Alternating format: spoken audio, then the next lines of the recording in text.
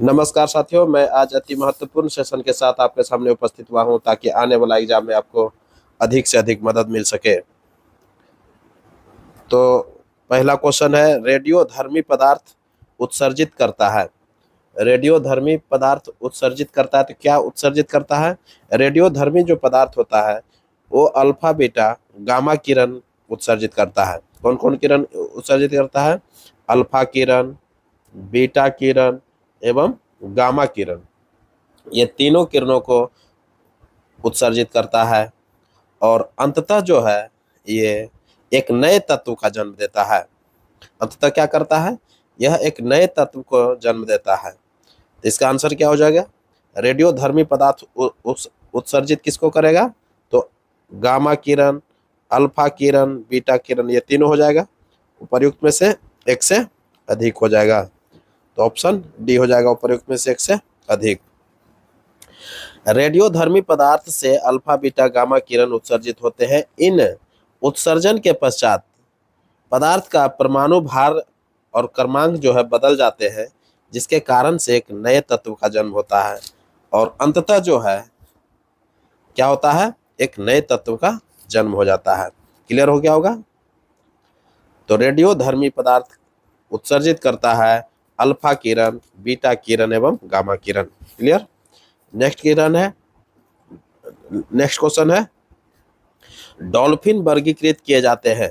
Dolphin वर्गीकृत किए जाते हैं तो किस में किया जाता है? स्तनी वर्ग में रखा गया है। डॉल्फिन को किस वर्ग में रखा गया है? स्तनी वर्ग में रखा गया है। जैसे कि मनुष्य को स्तनी वर्ग में रखा गया है, उसी प्रकार डॉल्फिन को भी किस में रखा गया है? स्तनीय वर्ग में रखा गया है। डॉल्फिन एक जलीय जंतु है। डॉल्फिन क्या है? जलीय जंतु है, जिसे स्तनी वर्ग अर्थात मैमेलिया वर्ग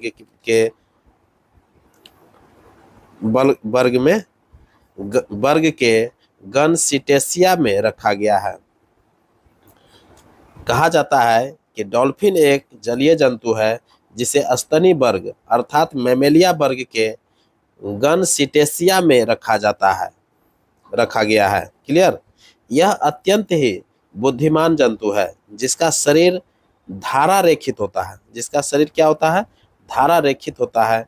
इसीलिए आप देखे होंगे कि डॉल्फिन जो है पानी में बहुत तेजी से भागता है। क्लियर हो गया होगा? तो ऑप्शन क्या हो जाएगा? सी हो जाएगा। नेक्स्ट क्वेश्चन है, जब हम बकरी या भेड़ का मांस खाते हैं तब हम कौन सा उपभोक्ता के श्रेणी में आते हैं? जब हम बकरी या भेड़ का मांस खाते हैं तो कौन सा उपभोक्ता के श्रेणी में आते हैं? तो द्वितीयक उपभोक्ता के श्रेणी में हम लोग आते हैं। क्यों? क्योंकि बकरी जो होता है और भेड़ जो होता है वो क्या होता है? बकरी देखिएगा घास उस खाता है, तो बकरी क्या हो गया? प्राथमिक उपभोक्ता हो गया। तो हम लोग प्राथमिक उपभोक्ता को खा लिए अर्थात द्वितीयक उपभोक्ता हो गया। क्लियर? तो इस तरह से क्लियर हो गया होगा। द्वितीयक उपभोक्ता वे होते हैं जो प्राथमिक उपभोक्ता जंतुओं को अपना भोजन बनाते हैं, उसको द्वितीयक उपभोक्ता कहते हैं। क्लियर हो गया होगा? जैसे बकरी हो गया, जैसे भेड़ हो गया, ये सब का जो हम लोग मांस खाते हैं ये सब प्राथमिक उपभोक्ता में आते हैं। क्लियर? नेक्स्ट क्वेश्चन है, प्रति वर्ष 5 लाख भारतीय एक रोग से मरते हैं। प्रति वर्ष 5 लाख भारतीय जो है एक रोग से मरते हैं। इसकी पहचान कीजिए। तो वह कौन सा रोग है जो कि प्रति वर्ष 5 लाख लोग को मृत्यु हो जाता है? तो वह कौन सा रोग है? वह क्षय रोग है। वो कौन सा रोग है? हर साल 5 लाख लोगों की मृत्यु हो जाती है। कौन सा रोग से? तो क्षय रोग से। क्लियर हो गया होगा? क्षय रोग अर्थात इसको टीबी भी बोलते हैं। क्लियर? क्षय रोग से मनुष्य का फेफड़ा जो है प्रभावित होता है। यह माइक्रोबैक्टीरियम ट्यूबरकुलोसिस जीवाणु से फैलता है। यह जो है माइक्रोबैक्टीरियम ट्यूबरकुलोसिस जीवाणु से फैलता है। क्लियर हो गया होगा? नेक्स्ट क्वेश्चन है, दूध में उपस्थित शर्करा क्या है? दूध में उपस्थित शर्करा क्या है? तो लैक्टोज होता है। क्या होता है? लैक्टोज होता है। दूध में जो उपस्थित शर्करा होता है वह लैक्टोज होता है। ऑप्शन बी हो जाएगा। नेक्स्ट क्वेश्चन है, विटामिन ए की कमी से कौन सा रोग होता है? विटामिन ए की कमी से कौन सा रोग होता है? तो रतौंधी होता है, सभी लोग जानते हैं। क्लियर। नेक्स्ट क्वेश्चन है, प्रकाश विकिरण की प्रकृति होती है। प्रकाश विकिरण की प्रकृति होती है तो कैसा प्रकृति होता है? ये प्रकाश का जो विकिरण होता है उसका प्रकृति कैसा होता है? तो कण के समान होता है एवं तरंग के समान होता है। ये दोनों हो जाएगा, कण के समान भी होता है और तरंग के समान होता है। प्रकाश की विकिरण की प्रकृति कैसा होता है? कण के रूप में। कण के रूप में किस लिए? क्योंकि प्रकाश का जो विकिरण होता है वो फोटोन के रूप में बाहर होता है, हमारे पृथ्वी तक पहुंचता है, जिसको हम लोग कण बोलते हैं। तरंग के रूप में, जो कि हम लोग चूंकि जानते हैं कि प्रकाश जो है अनुप्रस्थ तरंग के रूप में वो गमन करता है, तो ये तरंग के समान भी होता है। अर्थात ऑप्शन ए और बी दोनों हो जाएगा, उपयुक्त में से एक से अधिक हो जाएगा। क्लियर। नेक्स्ट क्वेश्चन है, प्रकाश के चिकने सतह प्रकाश के चिकने सतह पृष्ठ से टकराकर वापस लौटने की घटना को क्या कहते हैं? प्रकाश के चिकने सतह पृष्ठ से टकराकर वापस लौटने की घटना को क्या कहते हैं? तो वापस जो लौट जाता है उसको प्रकाश का प्रवर्तन कहते हैं। प्रकाश का क्या बोलते हैं? इसी को प्रकाश का परावर्तन बोलते हैं। क्लियर। ऑप्शन सी हो जाएगा। नेक्स्ट क्वेश्चन है, सूर्य में ऊर्जा का निर्माण कैसे होता है? सूर्य में ऊर्जा का निर्माण कैसे होता है? तो सभी लोग जानते हैं, सूर्य में जो ऊर्जा का निर्माण होता है नाभिकीय संलयन अभिक्रिया होता है।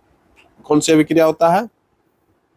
नाभिकीय संलयन अभिक्रिया होता है, जिसमें हाइड्रोजन जो है हाइड्रोजन हाइड्रोजन मिल करके एक हीलियम का निर्माण करता है। यही क्रिया जो है बार बार कंटिन्यूस होता है और सूर्य में जो है ऊर्जा का को विमुक्त करता है। क्लियर हो गया होगा। ऑप्शन ए हो जाएगा, नाभिकीय संलयन। नेक्स्ट क्वेश्चन है, इस्पात के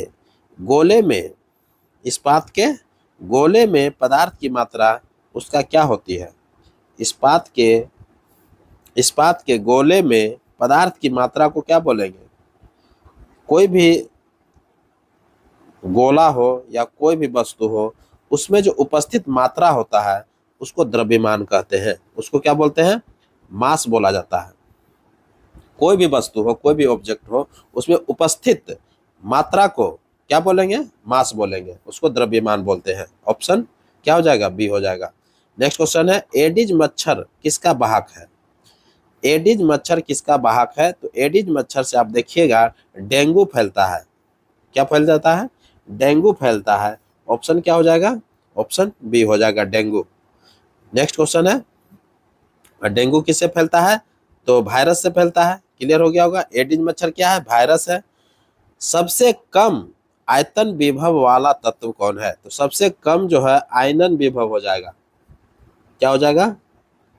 सबसे कम आयनन विभव वाला तत्व जो हो जाएगा, ये सही कर लीजिएगा आप लोग, आयनन विभव हो जाएगा तो ये हो जाएगा सीजियम हो जाएगा। क्या हो जाएगा? सीजियम हो जाएगा। ऑप्शन सी हो जाएगा। नेक्स्ट क्वेश्चन है, पायरेक्स ग्लास क्या है? पायरेक्स ग्लास क्या है? तो पायरेक्स ग्लास जो होता है उष्मा प्रतिरोधी कांच होता है। क्या होता है? उष्मा प्रतिरोधी कांच होता है। ऑप्शन सी हो जाएगा। नेक्स्ट क्वेश्चन है, एक सोडा वाटर क्या है? एक सोडा वाटर क्या है? तो यह एक कोलाइड होता है। क्या होता है? यह एक कोलाइड होता है। ऑप्शन बी हो जाएगा। नेक्स्ट क्वेश्चन है, बायोगैस को और किस अन्य नाम से जाना जाता है? बायोगैस को और किस अन्य नाम से जाना जाता है? तो गोबर गैस के नाम से जाना जाता है। बायोगैस को और किस नाम से जानते हैं? गोबर गैस के नाम से जानते हैं। ऑप्शन बी हो जाएगा।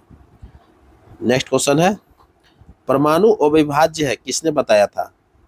सबसे बहुत इंपॉर्टेंट क्वेश्चन है कि परमाणु अविभाज्य है, सबसे पहले जो बताया था जॉन डाल्टन ने बताया था। कौन बताया था? जॉन डाल्टन ने बताया था। ऑप्शन बी हो जाएगा, John Dalton. Clear. Next question है, एंटासिड। एंटासिड क्या है? इसको एंटासिड कर लीजिएगा। एंटासिड होते हैं, एंटासिड क्या होते हैं? तो एक भस्म होता है, इसको क्या बोलते हैं? क्षार बोलते हैं, अर्थात इसको बेस कहा जाता है। क्या बोला जाता है? एंटासिड को भस्म बोलते हैं, क्षार बोलते हैं, बेस बोला जाता है। क्लियर हो गया होगा? क्षार को ही भस्म बोलते हैं और बेस भी कहा जाता है। क्लियर हो गया होगा? नेक्स्ट क्वेश्चन है, भाप अंगार गैस किसका सम्मिश्रण है? ये सम्मिश्रण हो जाएगा, सम्मिश्रण कर लीजिएगा, सम्मिश्रण। क्लियर? भाप अंगार गैस किसका सम्मिश्रण है? तो भाप अंगार जो होता है इसी को जल गैस के नाम से जाना जाता है। इसको किस नाम से जाना जाता है? वाटर गैस के नाम से जाना जाता है, जल गैस के नाम से जाना जाता है भाप अंगार गैस को। इसमें जो होता है CO+H2 को कहा जाता है। किसको कहा जाता है? CO+H2 को कहा जाता है। तो भाप अंगार गैस CO+H2 ये भाप अंगार गैस है। क्लियर? जबकि एक प्रोड्यूसर गैस होता है, क्या होता है? प्रोड्यूसर गैस होता है, जिसमें CO+N2 अगर हो जाएगा तो वो प्रोड्यूसर गैस हो जाएगा, ध्यान में रखिएगा। क्लियर? कभी कभी कंफ्यूजन हो जाता है और लोग जो है गलती मार के क्वेश्चन आ जाते हैं, तो क्लियर रहिएगा। नेक्स्ट क्वेश्चन है, सुरमा के निर्माण में किसका इस्तेमाल होता है? सुरमा के निर्माण में किसका इस्तेमाल होता है? तो एंटीमनी का होता है। सुरमा के निर्माण में किसका होता है? एंटीमनी का होता है। ऑप्शन क्या हो जाएगा? ऑप्शन ए हो जाएगा, एंटीमनी। नेक्स्ट क्वेश्चन है, किसका विसरण अत्यधिक तीव्रता से होती है? किसका विसरण अत्यधिक तीव्रता से होती है? तो गैस का जो है देखिएगा सबसे अधिक तीव्र से ये विसरित करता है। ऑप्शन क्या हो जाएगा? सी हो जाएगा। नेक्स्ट क्वेश्चन है, बिजली के बल्ब का फिलामेंट, बिजली के बल्ब का फिलामेंट किस तत्व का बना होता है? बिजली का जो बल्ब होता है उसका फिलामेंट जो बनता है वो टंगस्टन का बनता है, जबकि हीटर का जो फिलामेंट बनता है वो नाइक्रोम का बनता है। क्लियर? जब हीटर जो हम लोग जलाते हैं, हीटर का जो इस्तेमाल करते हैं, तो हीटर में क्या होता है कि नाइक्रोम का तार का इस्तेमाल होता है, और जब हम बल्ब का इस्तेमाल करते हैं तो उसमें क्या होता है? टंगस्टन का फिलामेंट यूज होता है। क्लियर हो गया होगा? तो ऑप्शन बी हो जाएगा। नेक्स्ट क्वेश्चन है, आवेश का मात्रक क्या है? आवेश का मात्रक क्या है? तो आवेश का मात्रक कूलम्ब होता है, सभी लोग जानते हैं। आवेश का मात्रक कूलम्ब होता है, जबकि प्रतिरोध का मात्रक ओम होता है। प्रतिरोध का मात्रक क्या होता है? ओम होता है, और कार्य का मात्रक जूल होता है। क्लियर हो गया होगा? ऊष्मा का मात्रक भी जूल होता है, कैलोरी भी होता है। क्लियर हो गया होगा? नेक्स्ट क्वेश्चन है, सोने की शुद्धता, सोने की शुद्धता की माप किसमें की जाती है? तो सोने की शुद्धता जो मापा जाता है वो कैरेट में मापा जाता है। आप सुने होंगे कि 24 कैरेट, 22 कैरेट, ये सोने की शुद्धता को दर्शाया जाता है। क्लियर? तो शुद्ध सोना कितना कैरेट होता है? 24 कैरेट होता है। ध्यान में रखिएगा, बहुत इंपॉर्टेंट क्वेश्चन है। कभी कभी क्वेश्चन भी पूछता है कि शुद्ध सोना कितने कैरेट का होता है, तो 24 कैरेट का होगा। क्लियर? नेक्स्ट क्वेश्चन है, जल में घुलनशील विटामिन कौन है? जल में घुलनशील विटामिन कौन है? तो बी और सी जो होता है वो जल में घुलनशील विटामिन होता है। ऑप्शन ए हो जाएगा, जल में घुलनशील विटामिन कौन होगा? बी और सी हो जाएगा, ऑप्शन ए हो जाएगा। क्लियर? नेक्स्ट क्वेश्चन है, दूध प्रोटीन को, दूध प्रोटीन को, दूध में प्रोटीन को पचाने वाला एंजाइम कौन है? दूध में जो प्रोटीन होता है उसको पचाने वाला एंजाइम कौन होता है? तो रेनिन होता है। कौन सा होता है? रेनिन जो होता है ये दूध में प्रोटीन को क्या करता है? दूध में प्रोटीन जो पाया जाता है उसको पचाने का काम करता है। क्लियर? तो रेनिन का काम क्या है? प्रोटीन का पाचन। क्लियर हो गया होगा? Option C. नेक्स्ट क्वेश्चन है, घरों में फ्यूज किस क्रम में जोड़े जाते हैं? घरों में फ्यूज जो है सॉरी, घरों में फ्यूज किस क्रम में जोड़े जाते हैं? तो श्रेणी क्रम में जोड़ा जाता है। किस क्रम में जोड़ा जाता है? सरेनिक, सॉरी थोड़ा तबीयत खराब हो गया है। घरों में फ्यूज किस क्रम में जोड़े जाते हैं? तो श्रेणी क्रम में जोड़ा जाता है। जबकि बिजली का पंखा जो है, टीवी जो है, बल्ब जो होता है, ये एलईडी वगैरह जो जोड़ते हैं उसको समानांतर क्रम में जोड़ते हैं। क्लियर? फ्यूज किस क्रम में जोड़ा जाता है? श्रेणी क्रम में जोड़ा जाता है। और पंखा, बल्ब, टीवी ये सब जो है समानांतर क्रम में जोड़ा जाता है। ध्यान में रखिएगा। क्लियर? बहुत इंपॉर्टेंट क्वेश्चन है दोस्तों, बार बार एग्जाम में पूछा जाता है। नेक्स्ट क्वेश्चन है, किसी भी पदार्थ की मात्रा को किस में मापा जाता है? तो मोल में मापा जाता है। किस में मापा जाता है? ऑप्शन बी हो जाएगा, मोल में मापा जाता है। क्लियर? किसी भी पदार्थ की मात्रा को मोल में मापा जाता है।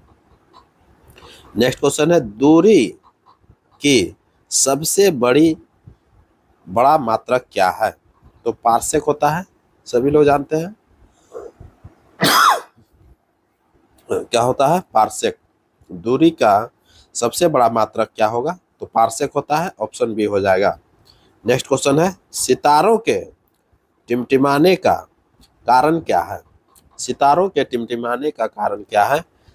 तो अपवर्तन होता है, प्रकाशीय अपवर्तन होता है। ऑप्शन क्या हो जाएगा? ऑप्शन सी हो जाएगा। नेक्स्ट क्वेश्चन है, और ये अंतिम क्वेश्चन रहेगा। कह रहा है कि गर्म करने पर अर्धचालक का प्रतिरोध क्या होगा?